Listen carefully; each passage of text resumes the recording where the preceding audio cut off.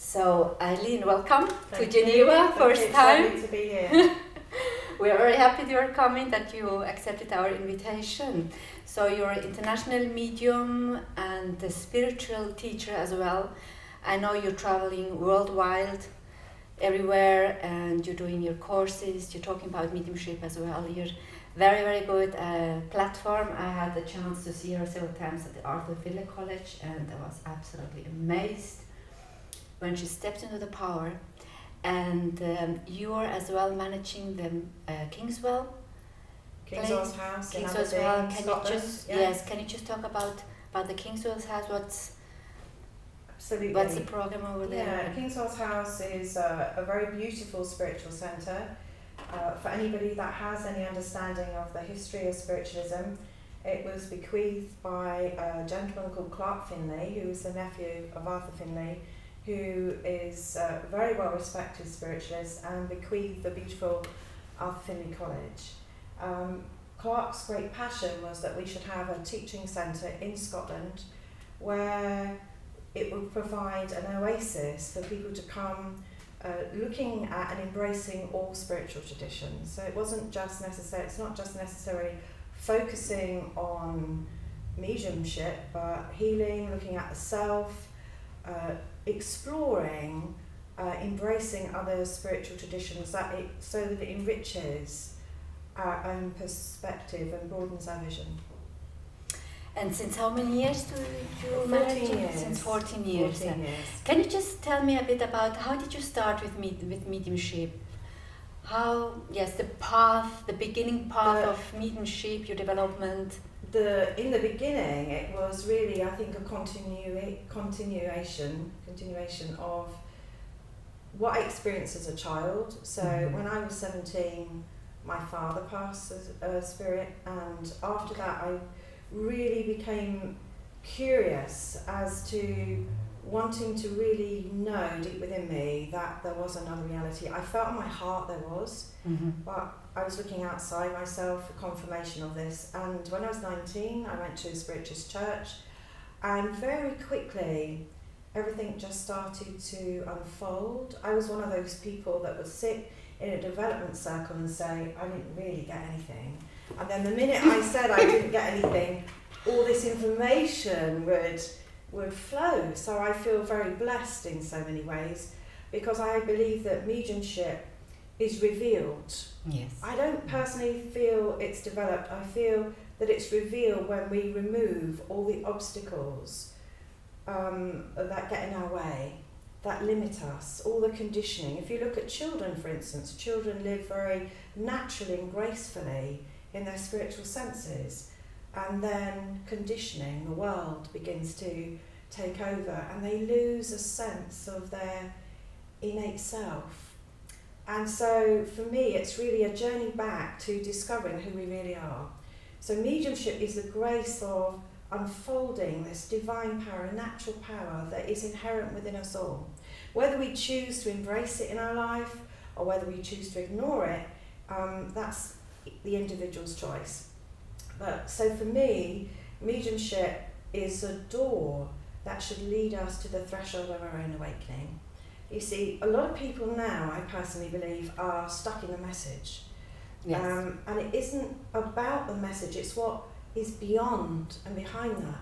Because when we embrace the realization that we are eternal beings, and isn't that the message of the spirit world? You see, when we become fixated on, is this good enough, is it like this, when we're giving a communication, and are the channel between the two worlds, we lose a sense of what it's really all about.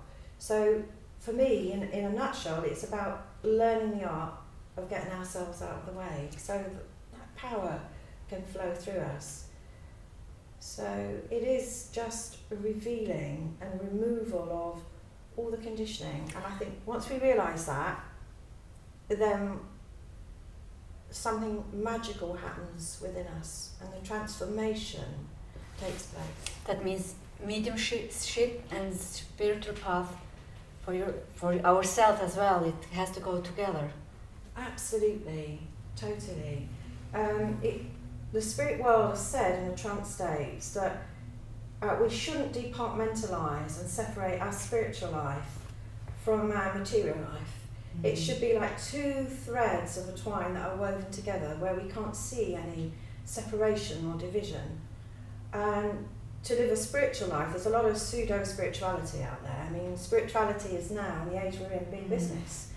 But it's when we learn to live from our authentic self, then, and within that being authentic, we don't have to be perfect. Nobody is expecting us to be perfect. Just becoming in touch with who we really are as eternal beings. And if you look at all the great spiritual teachers in all the traditional schools, they're all saying the same thing, really. So we remove the barriers, we remove the labels, and it's all centred on becoming to that place within us where our life becomes a testimony of love to what we believe. I have seen, to be honest, I have seen that also with many people I met, that they want to go quickly, or they want to have like a shortcut about their development. Do you see that as well, or what do you think about that? Well, I have to be honest here. I believe that development, unfoldment, whatever name you want to give it, is really a process that is ongoing through our whole life. When we speak about our intuitive nature, when we speak about psychism, that's a faculty or ability we can all tap into. Eileen Davies was a very wonderful teacher, and she believed, she was born in County Meath in Ireland, and a remarkable medium, and I always quote her because I'm fascinated by her approach, the way she embraced mediumship and studied her own mediumistic nature. And it is an ongoing journey. It's a lifelong journey of discovery and exploration. So she believed that when we learn the art of breathing, she totally believed that for every mediumistic state of awareness, there was the equivalent change in the rhythm of the breath. And she believed if we place our awareness in our solar plexus, which is classed very often as the seat of the soul, we tap into universal consciousness. And I think that's a very, very interesting school of thought. So yes, there's lots of things we can do to enhance our sensitivity, which can serve us well. Because when we enhance our sensitivity, when you meet someone and you say, how are you? And everybody just says, I'm fine. Well, really, they're not fine. We touch something much deeper and much more profound and sacred. And then there's space, there's a sacred space to help people and to reach out with compassion in our hearts. So to develop sensitivity can benefit us. I personally believe there isn't any fast track. But the question we must ask is, what does it benefit us? What does it serve us?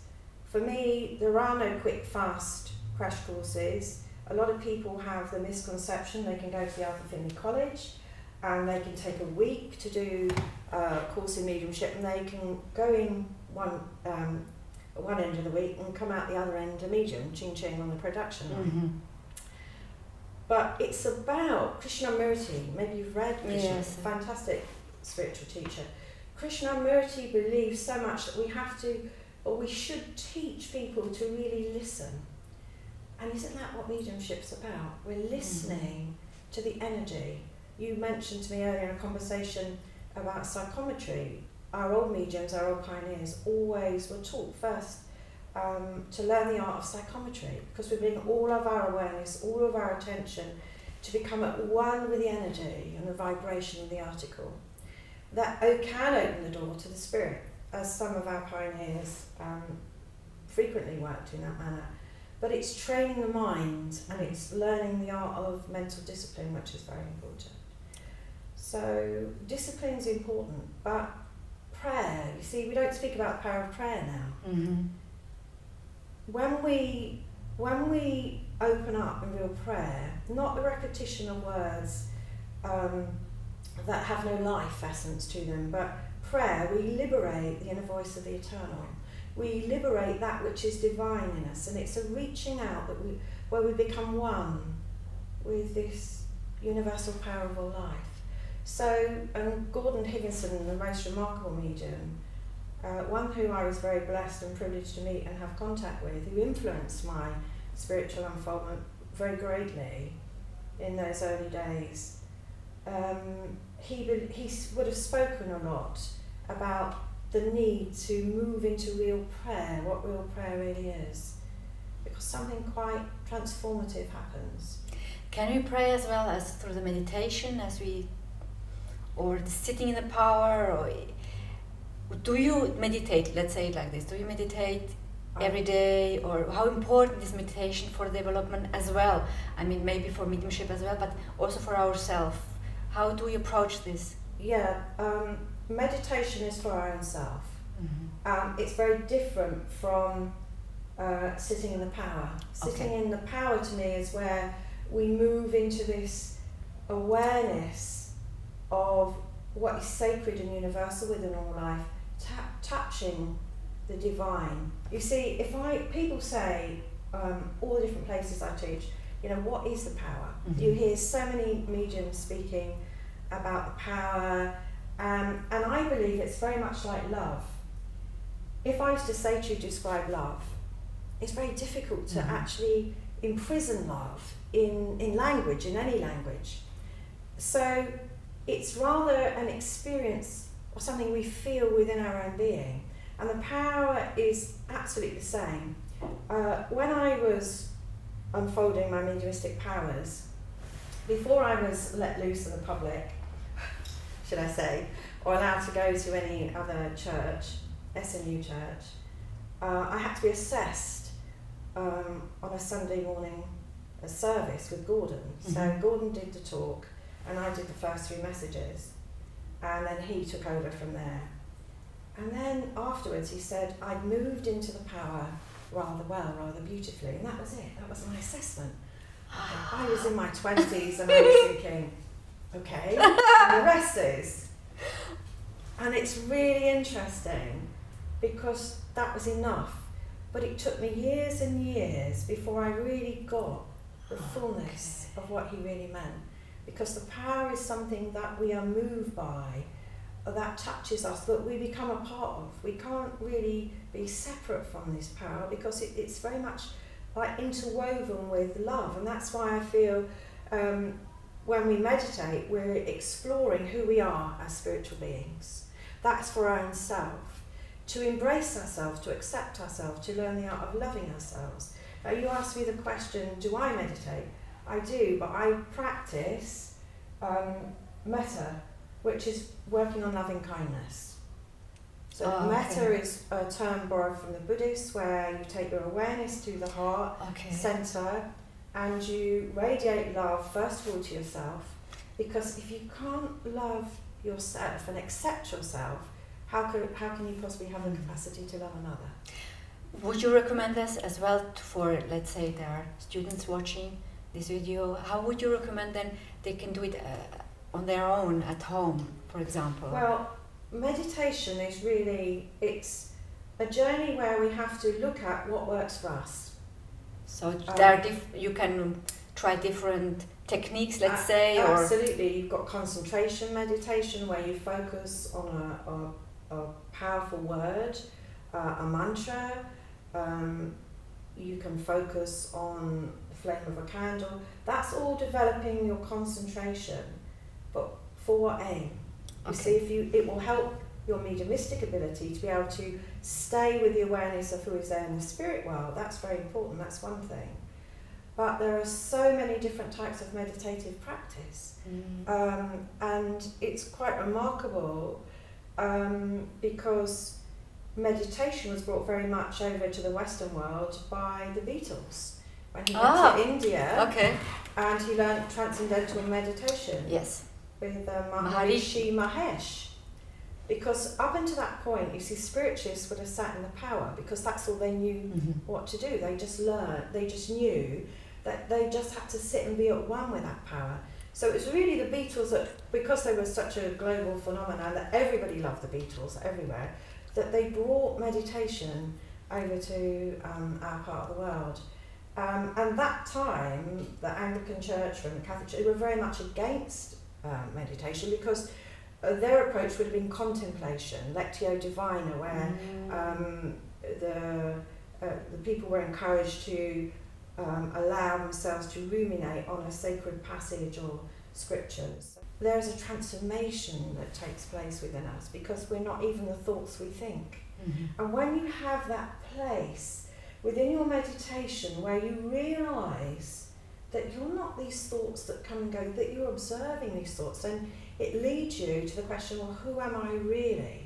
You are ageless and deathless and pure consciousness, unmodified consciousness. You are pure awareness. But we get fooled into the trap of thinking small. Ram Dass, the spiritual teacher, said denial is my favourite saying. Denial is not a river in Egypt. And we all go around denying ourselves, denying the power, the truth that we are, the beauty that we are, the love that we are. What would you recommend, let's say, somebody feels or has the feeling that there are some mediumship abilities, whatever, and would like to start? What, after your experiences, after all these years, I mean, what is maybe the common mistake that the students are doing at the beginning? Maybe they're giving up too easy, or they don't trust themselves, or what would you recommend them? Let's say they would, or they're feeling they would like to practice this, but you know, when, especially, let's say, when I started myself developing mediumship, I didn't get anything. And it took me years and years and years, gently to, as you said, maybe to feel this power or to get into this power. But I had my teachers behind me who pushed me and really tried hard. Not that I gave up, I wanted to give up several times. What would you recommend, maybe, if there is a student, there is no teacher behind, and they still have this feeling they would like to go this way, but they don't know exactly where to go, how to handle this? It's a lot of questions. Oh, sorry. That's lovely. Trust is a key, really, because it goes back to what I was saying a moment ago. When we learn to love ourselves, then automatically we begin to trust ourselves as spiritual beings. So when we learn the art of trusting, we move from the head to the heart. And that's the greatest journey we can ever make, from the head to the heart, because if you approach mediumistic unfoldment from the intellect, you'll be searching a long time. We've got to connect with the heart, and you should also ask a question: do you feel touched by the spirit? Is there something that, despite all the barriers that sometimes are put in front of you, that you feel like a calling, like you clearly did, Almina? You felt that, you said you went through some years where you didn't really get anything, but there was something speaking to you, a power within you that was urging you to carry on and not to give up. And for me, that sifts the wheat from the chaff.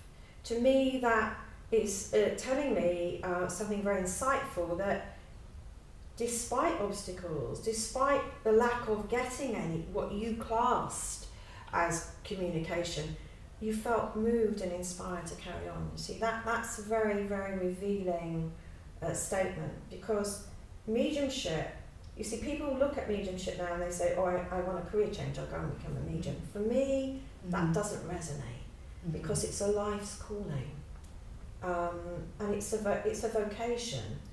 I do what I do, and that I earn my living is a bonus, but it's not my main goal. It's not why I do this. I do this because I want to share the miracle that we are divine beings, that by understanding our true nature, it transforms our life, it enriches our life, and that's the key. So trust, yes.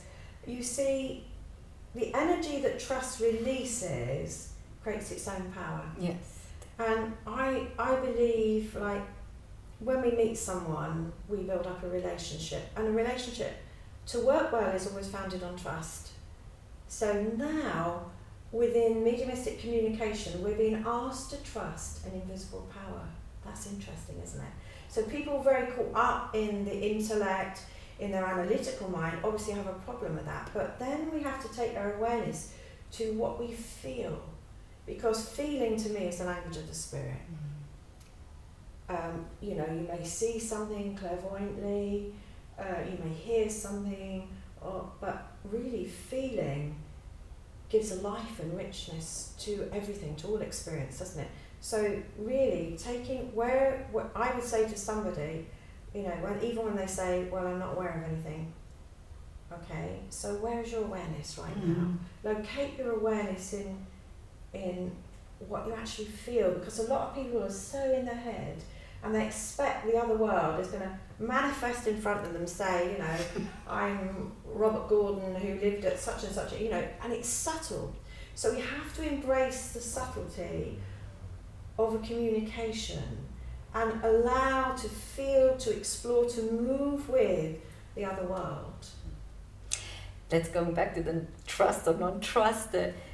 Do you recall or remind maybe, I mean, you see so many people in all these years that maybe you had a sitting with somebody and they actually did not, were believers, let's say like this, and you had a story or your spirit came through and that changed their life. Do you recall maybe one of the stories that really touched you or remained, or?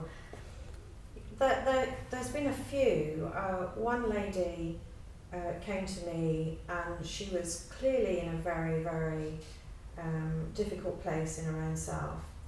And to me, it was evident that she didn't really want to be in front of me, but somebody that cared for us suggested she come and receive a communication.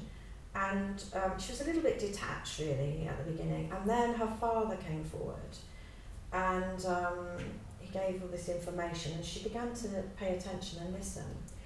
And well, the sitting proceeded, and as it does, and then about 2 years later she came up to me when I was at the same spiritual centre, and she asked me for a hug, and I thought, of course, I hugged her, and the hug went on and it went on and it went on. It's a never ending hug. And she said, you changed my life. I said, I did? Yeah, because her father had been an alcoholic. She'd lost her job, her husband, her whole life, because of the lack of love that she'd felt. And now in this communication her father had come through and explained why he'd been the way he was and asked her to forgive him, and she said from that day onward she never touched ever a drop of alcohol. She got her husband back and her job back, and she was reunited with her estranged family again that had given up on her. So we never know when we give a communication how it may touch somebody's life in a transformative way and turn their life around. And that's why we need to embrace the responsibility of what we're doing as mediums, because we're dealing with people's lives, you know, and people's lives are sacred. The Sufis have the most remarkable saying, and that is, before we say anything, it should pass through 3 gates. Is it kind? Is it necessary? And is it true? And if it can't go through any one of those gates, then don't say it. You see, there is such power that we have with each spoken word. We have the opportunity, when we engage in a conversation, to leave that person feeling richer and better, and happier within themselves. Or if we have left them feeling in a state of, well, I wish we hadn't had contact. So every single moment is an opportunity to love. Really lovely. May I just ask you last questions about healing? How do you approach healing? Do you do healing yourself, or absent healing, or not? Or?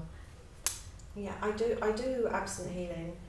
It's interesting that you say that, because initially healing was the very thing that I felt inspired to do. The mediumship just seemed to unfold.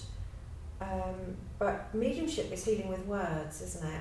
Definitely. So it's still a form of healing, and you know, it's all working with this divine power. Whether we're a healing medium, whether we're a medium where the communication between the two worlds is expressed, it doesn't matter, because everything is an opportunity to heal. So yes, I still do absent healing, but I believe it creates a sense of connection, which, if there is a latent ability within you, because it's all, everything evolves from the power, and everything evolves from our ability to blend and be at one with the power. So healing ourselves first, I think that's a very, very important thing. We're all a bit wounded, aren't we? Mm-hmm. Everybody we meet, everywhere, has their own sorrows and their own burdens. So we all go around life a little bit burdened. So I think healing has got such a wonderful part to play. And then indeed there have been some remarkable healers. Clark Finley, who I mentioned at the beginning of the interview, he was a remarkable healer, as was his father, John Finley. And I have at home this extraordinary letter that Clark gave me, which was typed by John Finley himself, where he tells a story where he was, his reputation for being a wonderful healer went before him, really, and he was asked by a lady in America if he would be so kind as to give her healing, because she had been diagnosed with an incurable type of cancer. So he did this willingly and freely, and some months passed, and he didn't hear any more in the way of a communication. And he was waiting to meet someone for a business meeting in a hotel in London. And this lady came to the door, and she stopped, and she went across to him, and she said, "Excuse me, sir, am I correct in saying that you're John Finley?" And he said, yes, you're quite right. He said, "But forgive me, I don't ever recall having met you." And she said, "But you have, because for every night for the past 4 months, I've been aware at you at the side of my bed each night giving me healing. And I'm here today because of that healing, because there is no trace of cancer now in my body." Wow. Remarkable. And Clark also was the most incredible healer. So I'm sure that would have created a transformation. She said, "I'm here today to be reunited with relatives that I haven't seen for many years because of the healing that took place." It's interesting, isn't it? Absolutely. People sometimes say, why does healing fail? I believe healing never fails, but people's inability to let go, sometimes illness becomes a friend. It becomes a label of which they identify with and become attached to. So even though you have a remarkable healer there, the person feels comfortable with whatever it is that's wrong with them, so they have an inability to move with the healing that's being offered. I could sit even for hours. I could sit for hours with you and talking. Thank you very, very much, Eileen. Really, thank you very much. And I hope you will come back to Geneva very soon. So we're looking forward to have the course with you, platform with you, the demonstration. And thank you really for answering all my questions. I wrote some other questions, but we changed, and it's perfect. It's absolutely perfect. You're really inspired when you're talking, so absolutely perfect. Thank you so much. In a nutshell, we have to look for in life what inspires us, what makes our soul sing, and whatever spiritual tradition it is, whether it is love of God or the Spirit, just find that and make that a living